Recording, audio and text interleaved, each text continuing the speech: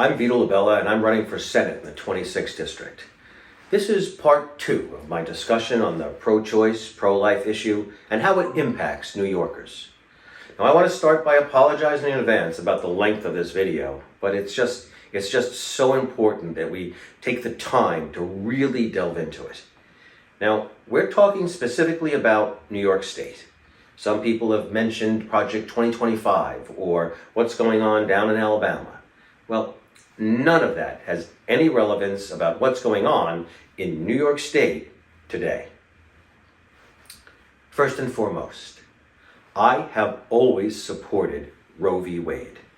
I believe a woman's right to choose up until 24 weeks is sacrosanct. However, there are some important, significant differences between my opponent's position on this issue and mine, especially when it comes to the later stages of pregnancy.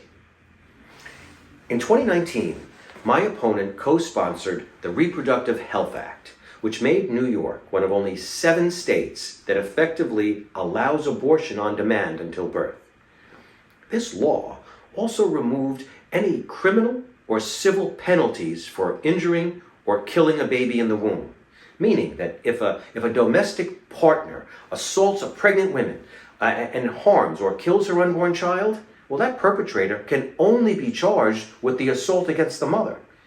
Likewise, if a pregnant woman on her way to the hospital to give birth is struck by a drunk driver and that baby is injured or killed, the driver would not be subject to any criminal or civil penalties for harming or killing that baby.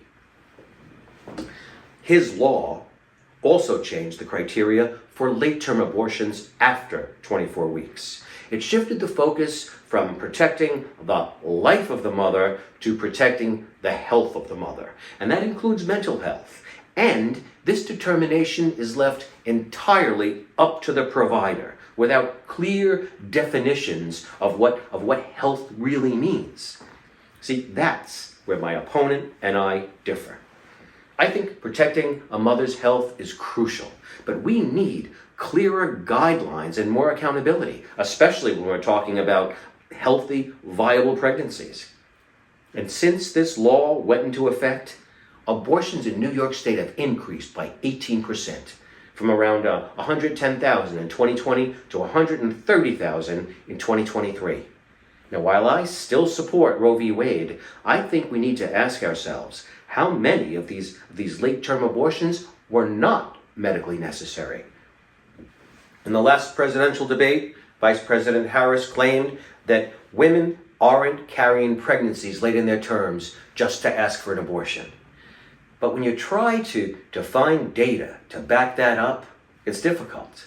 And that's intentional. According to national data from the CDC and the Guttmacher Institute, nationally, about 1% of abortions happen after 21 weeks. But in New York State, it's closer to 2%. And the problem is, we don't have reporting requirements, so there's a big gap in transparency. We just don't know how many of the 2,600 abortions performed every year in New York after 24 weeks involve healthy, viable babies. William Robert Johnston's research, based on the Guttmacher data, suggests that there may be more late-term abortions that aren't medically necessary than some are willing to admit. And those same people who are claiming that it doesn't happen oppose the collection of data that could prove or disprove these claims. Why? I mean, shouldn't we have this information? As your Republican conservative candidate for the 26th District, I'm not advocating for sweeping changes to reproductive rights. What I am calling for is simple. Let's start by collecting comprehensive, anonymized data on abortions performed after 24 weeks.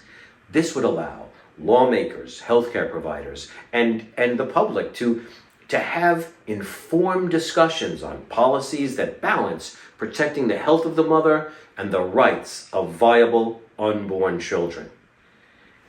And I'm not here to criminalize or even criticize women or doctors.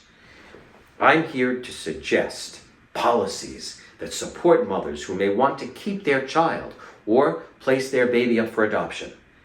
We can partner with community organizations to provide more resources for pregnant women.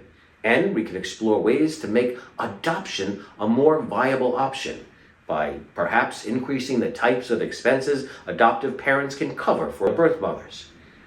Even if the data shows that only 1% of post-24-week abortions involve healthy, viable babies, that's still 26 babies a year, right here in New York. Some might ask, why make a fuss over 26 babies out of 130,000 abortions? Well, to me, every one of those babies' lives have value. As an adoptive family, I know there are thousands of couples, infertile couples, same-sex couples, who would provide a loving, stable home for these children. Remember Hurricane Sandy? Over at NYU, the power went out, the place flooded, and the staff at NYU risked their lives to remove 21 premature babies from the NICU to another facility. Most of us would risk our lives to save a newborn baby in danger. Well, these babies are no different developmentally from the healthy, viable babies we're talking about here. This is more than just a medical decision.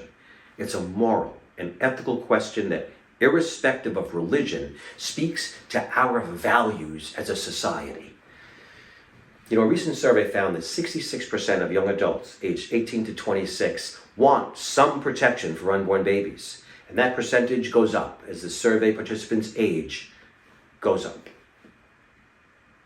Look, I understand that this is a deeply personal and complex issue.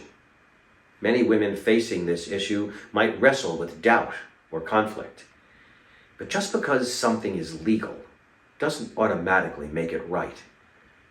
Whether a human being lives or dies shouldn't be predicated solely on whether or not it's wanted. Let me reiterate, I'm not talking about taking away anyone's rights. I'm offering a balanced, comprehensive approach that protects both women and viable babies.